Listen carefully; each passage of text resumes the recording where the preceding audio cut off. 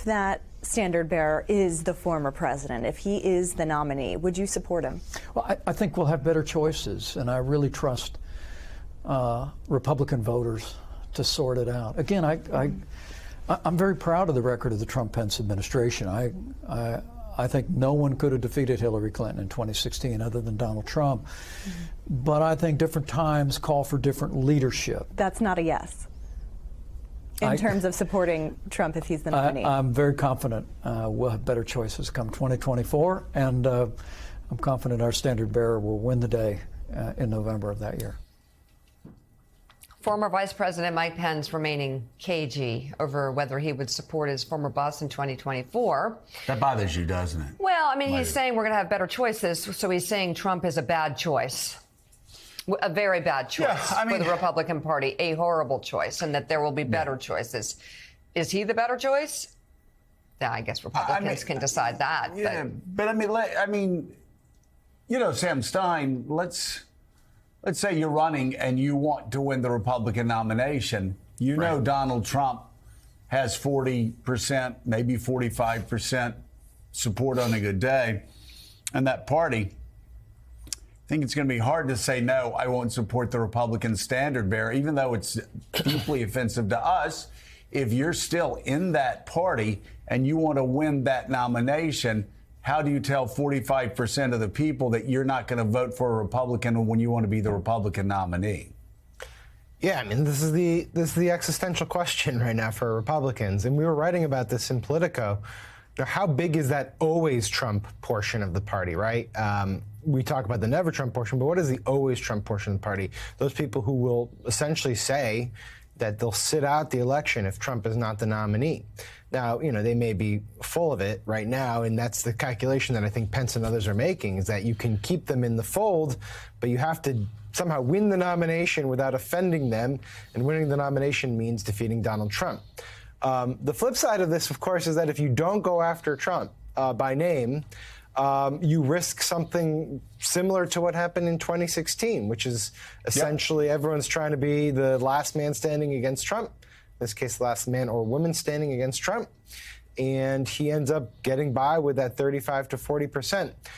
So far, you know, it's really early, obviously, and we only have a couple declared candidates and pseudo candidates. But so far, you're seeing that same script, right? I mean, Nikki Haley is a great example of this. Someone who's clearly trying to contrast herself with Trump, but not doing so in name.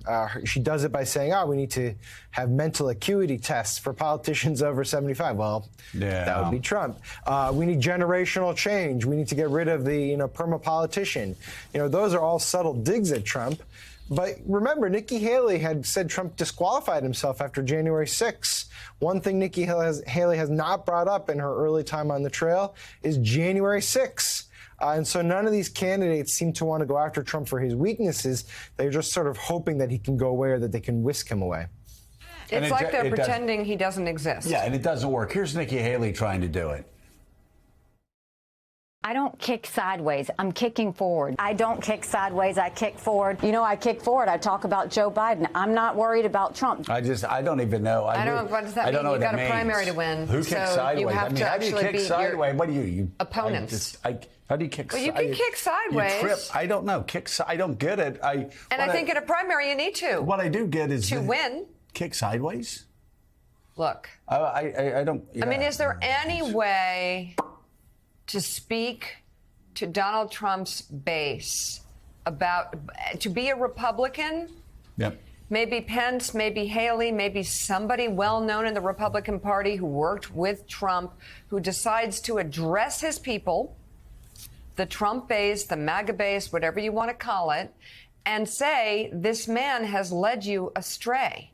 This man supports insurrections. This man supports... They don't care about that.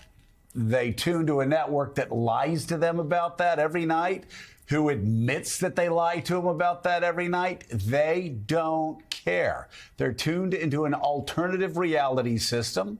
They gobble up the lies every day.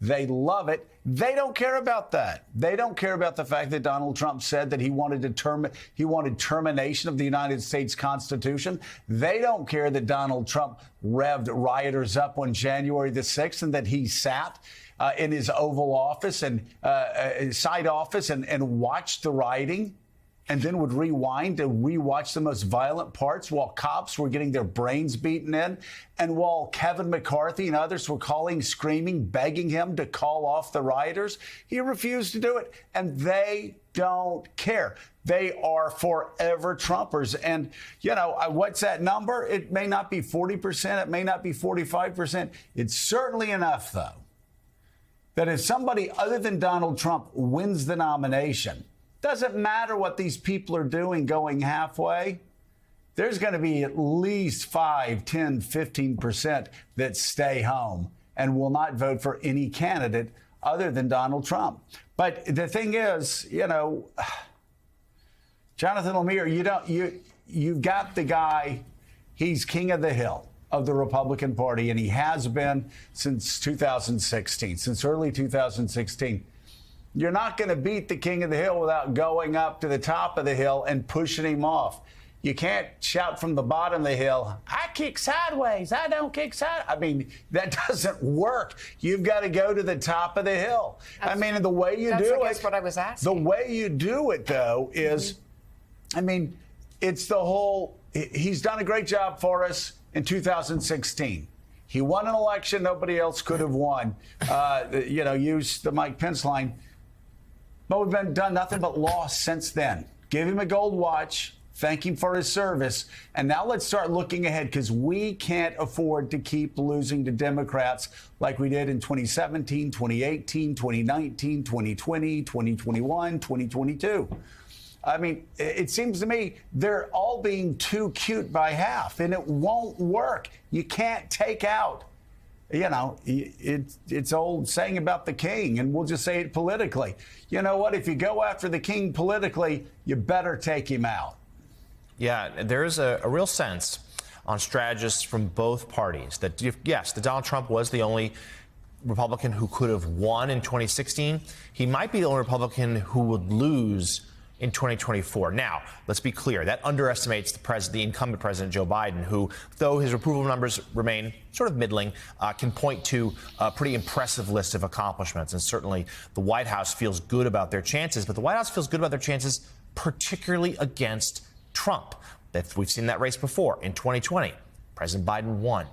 There's no sense that Donald Trump is more popular now than he was in 2020. You know, obviously since then, the insurrection, and then, of course, his handpicked candidates lost in 2022 for the Republicans in those midterms. So you'll have a diminished Trump going into this potential rematch that Joe Biden won the first time anyway. But if it's a different candidate, well, that's a different dynamic. First of all, the age of the president becomes more of an issue, but also there's simply the old change versus more of the same argument that is often very powerful in politics. So that would be, some believe, a more competitive race. But if you're the Republicans, you can be Ron DeSantis and bite your tongue for now about Donald Trump, but that's going to have to change at a certain point. At a certain point, whether you're Pence, DeSantis, Haley, Pompeo, whoever it is, you got to go right at him. You have to knock him off.